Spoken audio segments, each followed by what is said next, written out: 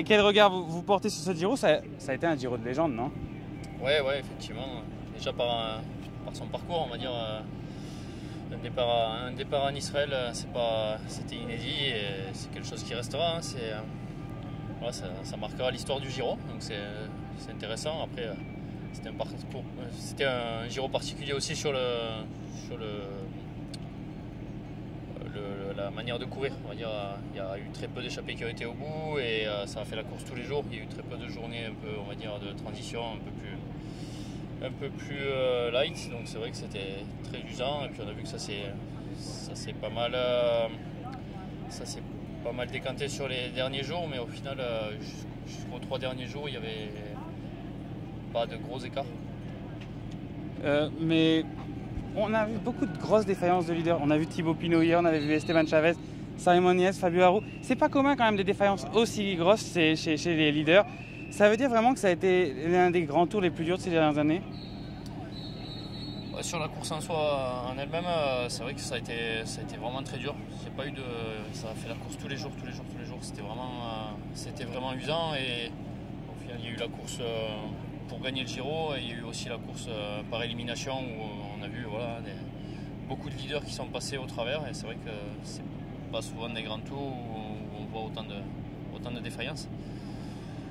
D'où c'est que ça vient, je ne sais pas, mais c'est vrai que c'était impressionnant comment tous les jours il y en avait qui perdaient du temps ou qui craquaient complètement.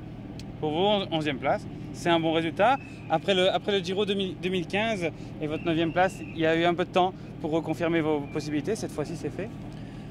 Ouais, même si je visais le top 10, je ne suis pas loin. Je pense après, je peux être vraiment satisfait de la course parce que j'étais content de mes sensations, j'étais très content aussi de la manière avec l'équipe, comment ça s'est déroulé, comment ils ont pu m'aider pour me placer au pied d'école, en montagne. Ça c'était vraiment important.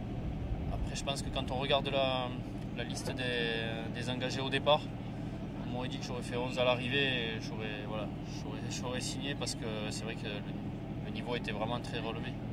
Mais justement, au début du Giro, on parlait de votre retour à votre meilleur niveau après une année un peu difficile. Là, avec ce résultat dans le Grand Tour, ça confirme que aussi pour les Grands Tours, vous êtes retour au meilleur niveau. Oui. Sur ça, je suis vraiment content. J'ai bien couru, je pense. On n'a pas fait d'erreur, on n'a pas perdu du temps bêtement. Donc ça, c'était vraiment important pour moi de faire une course au maximum de mes capacités, mais sans erreur technique. Des fois, on perd du temps sur des arrivées où il n'y a pas raison d'en perdre. Un petit mot sur Chris Froome, forcément. Vous avez dit au départ que c'était pas normal qu'il court avec la procédure qu'il a derrière lui. Il va gagner, ça laisse un petit goût amer parce qu'on ne sait pas finalement si ça va être le résultat final. Qu'est-ce que vous en pensez? Je peux peut-être espérer faire de la liste. Non, je ne sais rien. Non, après...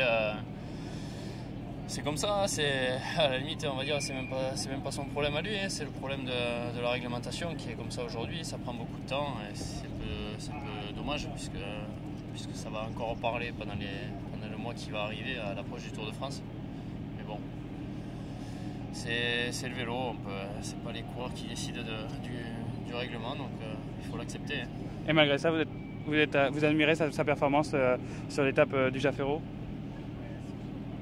On fait la course comme nous. Hein. Ok, merci beaucoup Alex.